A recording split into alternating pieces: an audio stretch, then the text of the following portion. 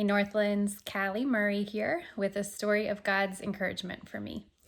A couple weeks ago, I was 7 weeks into virtual school with my kids and working in the margins, had some undiagnosed, untreated health stuff, and we were in our 6th month of my husband's 8-month deployment overseas.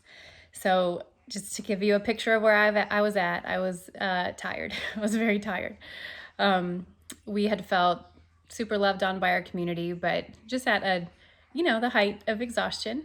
And I was in church on Sunday, and Greg was talking about prophetic words of encouragement. And in the middle of the sermon, he stopped and called me out. I was just sitting back there, and I knew I was going to preach this, so Callie was in my line of sight. So I'm just going to pick on you if you don't mind. I looked at you and I saw the Father holding up. What's that thing you hold up when you want to kiss somebody? What's that? Mistletoe. And I was like, that's a funny picture for me to get. But I just saw God, and the Lord said, tell Callie that I've appointed a season. It's like, because if you're holding up mistletoe, you're just creating an excuse, right? You're like, look, oh, there's mistletoe, you have to kiss me.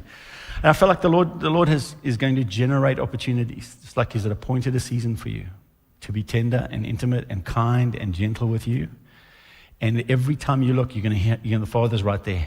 He is creating opportunities to meet with you. And that's the season you're in.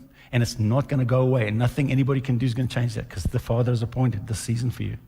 And that's what He's going to be doing. It's very cool. I was kind of jealous of that word.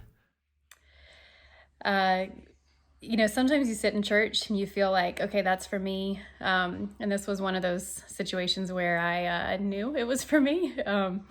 And when Greg mentioned mistletoe, I thought about a situation where maybe 2 months prior, my mom had pointed out that a Japanese maple tree in front of our house had a branch of mistletoe growing out of it. So we've lived here almost 7 years. It's never happened before, but we kind of laughed about how I get mistletoe in front of my house the Christmas that my husband is, across the country or across the world. And so we kind of laughed about it being a cruel joke. And when Greg shared this word about mistletoe, I thought about the physical mistletoe in front of my house.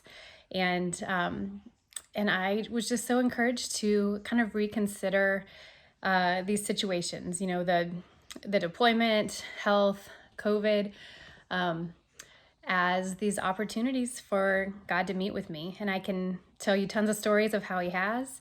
And I just felt like with a couple months left of deployment, who knows how long left of virtual school, I just had this huge encouragement. I felt like I was let in on these secret battle plans and was just ready to fight.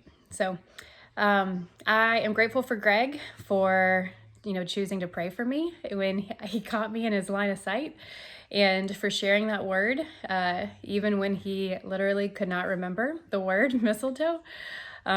He may not have known what it meant, but I feel like I immediately knew and could put it kind of in context with my life. So I hope that this could encourage you, that the same Holy Spirit in Greg is the same in me. And when you pray for somebody and you get a word, even if it maybe doesn't make sense, if you get that encouragement, share it with them, and hopefully it will resonate with them in a special way.